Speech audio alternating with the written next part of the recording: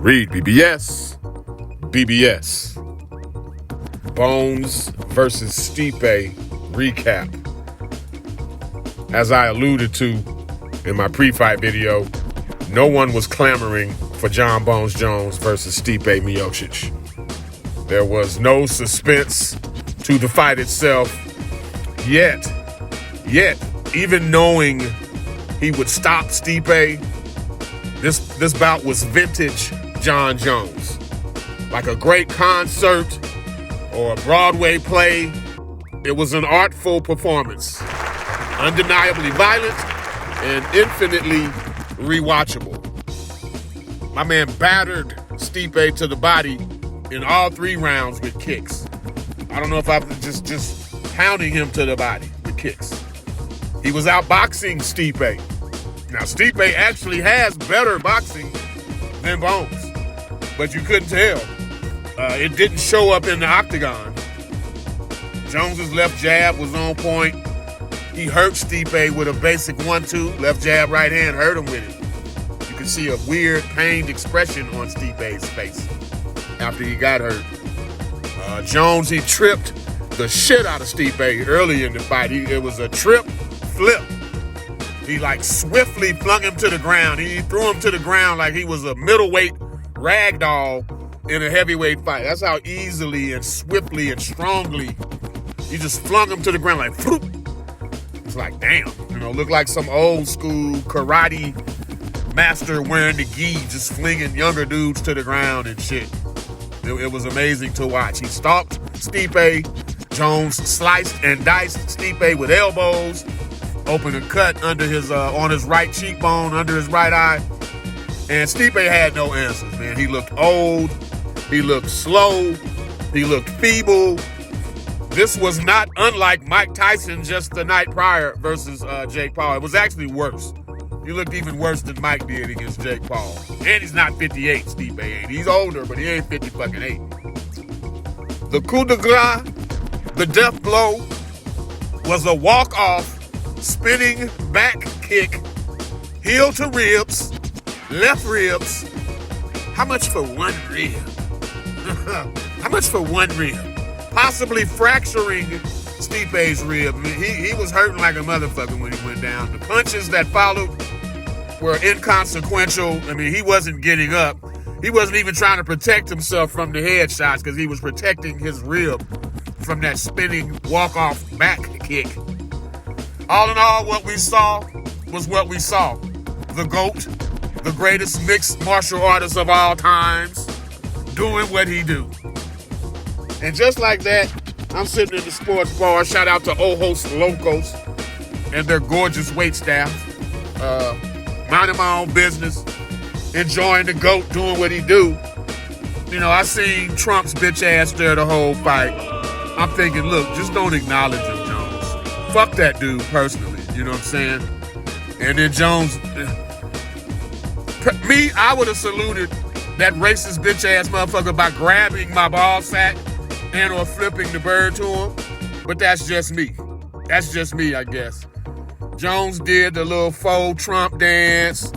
And afterwards he's all, it was an honor to have my president. And man, shut the fuck up, dude. Do you know who this man is and what the fuck he represents, Bones? He don't like people that look like you. He don't like people of color.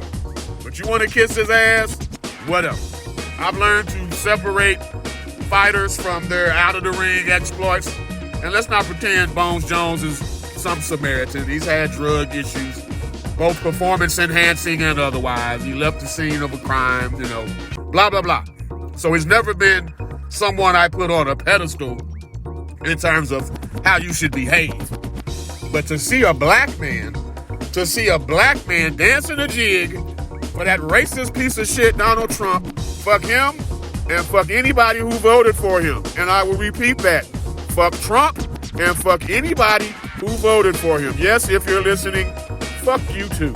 Suck my big black dick, motherfucker. How about that? Again, I would have saluted Trump by grabbing my fucking ball sack and or flipping him the bird. But that's just me. If you want my actual thoughts on Trump, peep my Usman Covington 1 post-fight video, a link to which is in the description box. and I'll digress. But worse, going from worse to worser. So great performance. You sully it by kissing the ass of a racist, an orange racist. And then in the post-fight, Bones smiling with no qualms, no degree of guilt, openly talking about ducking Tom Aspinall, saying he feels he's done enough. He should be able to pick his own fights. He doesn't care if he's stripped. Oh my God, this is same shit, different sport. This is Canelo Alvarez versus David Benavidez all over again. Canelo's flat-out refusal to fight the best guy in and around his weight range for him. He's been ducking the fight for 2 or 3 years, and it's hurting Canelo's legacy. Jon Bones Jones, you're willingly and you're knowingly and willingly ducking Tom Aspinall. It's going to hurt your legacy, Bones. You can't call yourself the heavyweight champion and leave these stones unturned, bruh. Now, I'm hoping deep down this is a negotiating tactic, because in the octagon, Jones said, well, you know, everything's negotiable, blah, blah, blah. We'll go to the table and sit down. I hope he's taking this angle to force Dana White's hand into just throwing him the bag of all bags. Because let's be clear, Aspinall is a dangerous fight. He is a dangerous fight. Jones has admitted as much. But that's the fight you gotta take, bro. Yeah, the Poatan Alex Pereira fight, that's mildly intriguing, but Jones is the bigger man. I don't want to see Jon Jones against a smaller dude. That really does nothing for me. Would I watch the Poatan fight? Yes. Does Poatan have a puncher's chance? Yes. But he's going to get dominated. This dude lost to Israel Adesanya. He's not going to beat Jon Jones. So, to see the fight, I'd rather see Jones versus Aspinall personally. But we'll see if Jones means it, if he's willing to vacate the heavyweight title to fight a smaller guy. We'll see. I hope it's a negotiating tactic. But all in all, Jones, he kicked Stipe's ass. He kissed Trump's ass. And he seems fine with ducking Aspinall's ass. REED-BBS, BBS. Blackbird Sugar, Bachelor's in Boxing Studies. Television! Fred Sanford of the Fisticuffs. When all is said and done, there's nothing left to say